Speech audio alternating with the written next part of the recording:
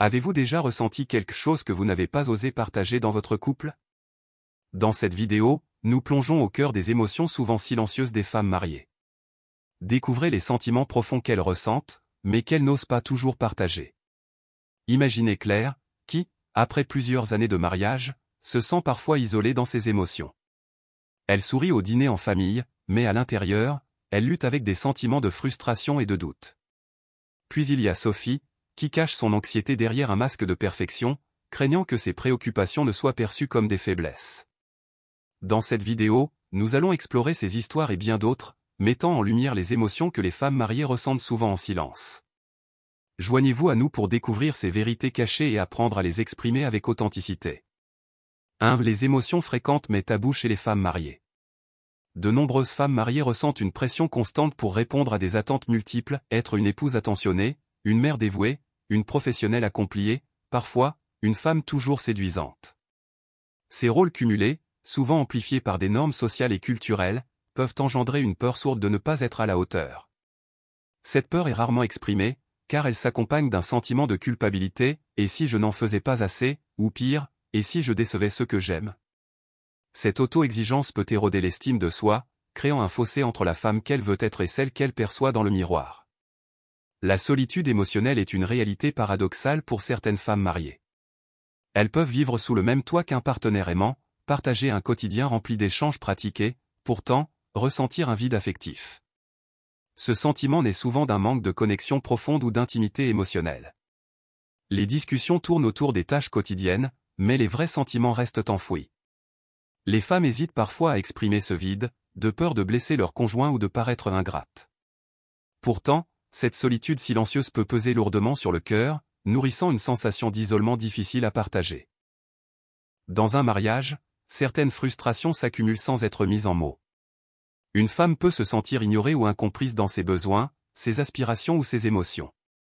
Les malentendus s'installent, et plutôt que de risquer un conflit, elle choisit le silence. Mais ce silence n'apporte pas de soulagement, il alimente une frustration latente, une impression que ses besoins sont secondaires ou invisibles.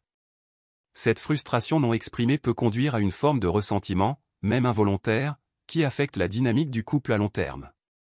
Enfin, certaines femmes mariées éprouvent un sentiment diffus de regret ou de nostalgie pour des rêves qu'elles ont mis de côté. Il peut s'agir de projets professionnels, de voyages ou même de passions personnelles qu'elles ont sacrifiées au nom de leur mariage ou de leur famille. Ces regrets ne signifient pas un manque d'amour pour leur conjoint ou leur vie actuelle, mais traduisent une perte d'une partie d'elles-mêmes. Elles se demandent parfois « et si j'avais suivi une autre voie ?» Ces pensées, bien que naturelles, sont rarement partagées, car elles peuvent être perçues comme une remise en question de leur engagement. Ces émotions, bien que tabous, sont profondément humaines. Les reconnaître et les explorer, que ce soit individuellement ou en couple, est souvent le premier pas vers une meilleure compréhension de soi et une relation plus authentique. 2. Pourquoi ces émotions restent souvent cachées?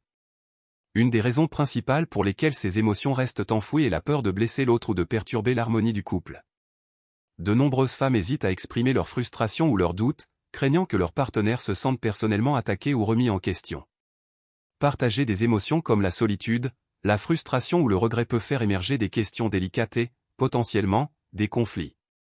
Pour éviter de fragiliser le lien affectif, elles préfèrent alors taire leurs ressentis, même si cela implique de porter ce poids seul.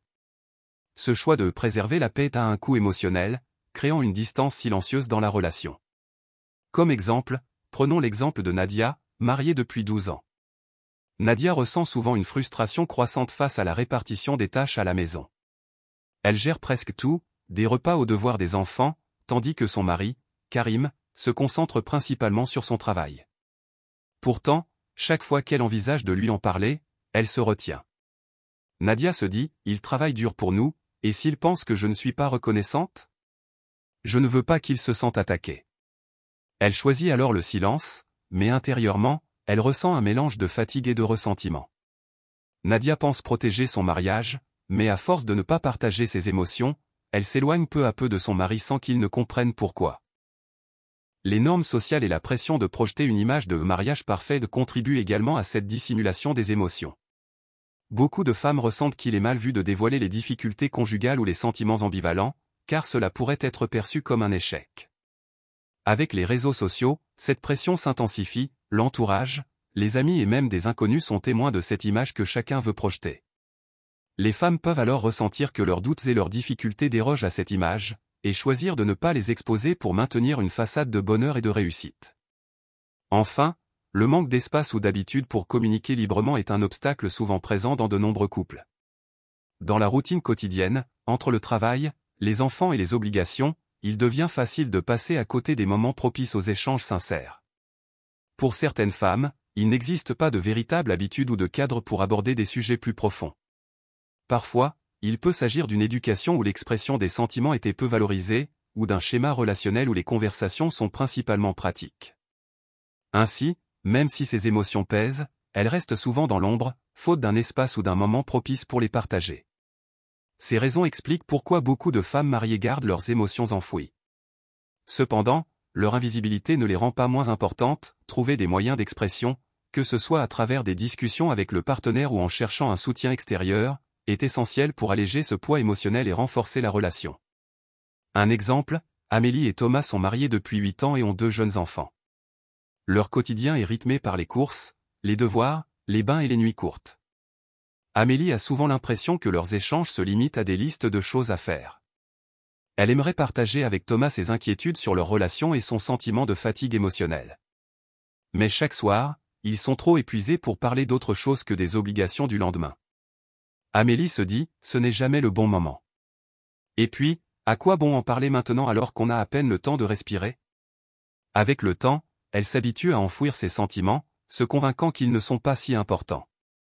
Ces histoires montrent comment des femmes, bien intentionnées, choisissent le silence par peur de bouleverser leur équilibre familial ou social. Pourtant, ces émotions enfouies finissent souvent par créer un fossé invisible. Partager ces récits dans une vidéo permettrait de toucher les spectatrices en leur montrant qu'elles ne sont pas seules, tout en les invitant à trouver des moyens de briser ce silence. Comment reconnaître et gérer ces émotions cachées? La première étape pour gérer ces émotions est de les reconnaître. Cela peut sembler évident, mais dans le tourbillon du quotidien, il est facile de les ignorer ou de les minimiser. Une méthode efficace consiste à écrire ses émotions. Prendre quelques minutes chaque jour pour tenir un journal ou simplement noter ce que l'on ressent peut aider à mettre des mots sur des sentiments flous comme la frustration, la solitude ou le doute. Par exemple, si vous vous sentez souvent irritable, explorez ce qui se cache derrière cette émotion. Est-ce un besoin non exprimé? Un désir d'être davantage écouté? L'écriture permet de mieux comprendre ces ressentis et de les aborder de manière plus claire et constructive. Une fois vos émotions identifiées, il est essentiel de les partager. Cependant, le timing et le cadre de ces conversations jouent un rôle clé. Pour éviter que ces discussions ne se transforment en conflit, il est préférable de les avoir loin du stress quotidien. Proposez à votre partenaire un moment calme, par exemple après un dîner, lors d'une promenade ou même en programmant une soirée dédiée à parler de vos ressentis. Formulez vos émotions en utilisant le « je » plutôt que le « tu ». Exemple, je me sens parfois seul, et j'aimerais qu'on ait plus de moments à deux. Plutôt que, tu ne fais jamais attention à moi. Cette approche invite à un dialogue sans accuser et ouvre la voie à des solutions partagées. Si ces émotions persistent ou si la communication reste difficile, il peut être utile de faire appel à une aide extérieure. Un coach ou un thérapeute de couple peut fournir un espace neutre et sécurisé pour discuter de sujets délicats. Ces professionnels sont formés pour aider les couples à mieux comprendre leur dynamique et à trouver des moyens de se reconnecter. Il n'y a aucune honte à demander de l'aide, cela montre au contraire une volonté de renforcer la relation et de prendre soin de son bien-être. En reconnaissant ses émotions, en osant les partager et, si nécessaire, en sollicitant un soutien, il devient possible de transformer ces ressentis cachés en opportunités de croissance personnelle et relationnelle. Cela demande du courage et un peu d'effort, mais les bénéfices pour le couple et pour soi-même en valent largement la peine. En conclusion, les émotions cachées que vous portez ne sont pas des signes de faiblesse ni de manque d'amour, mais des invitations à mieux vous comprendre et à vous reconnecter, à la fois avec vous-même et avec votre partenaire. Reconnaître ce que l'on ressent est un acte de courage, et les exprimer est un pas vers une relation plus authentique et équilibrée. Rappelez-vous que le mariage n'est pas un état figé, mais une danse évolutive entre deux êtres humains imparfaits. Chaque émotion, même inconfortable, est une opportunité de grandir ensemble. Prenez le temps d'écouter votre cœur, d'ouvrir le dialogue et, si besoin, de chercher de l'aide. En osant vous dévoiler, vous créez un espace pour plus de compréhension, d'amour et de connexion. Vous méritez d'être entendu, soutenu et épanoui. Les défis émotionnels ne sont pas des obstacles définitifs, mais des ponts vers une relation plus forte et un meilleur équilibre intérieur. Cœur jaune.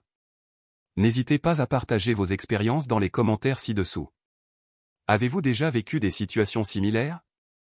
Y a-t-il d'autres émotions que vous avez remarquées qui pourraient indiquer un intérêt particulier?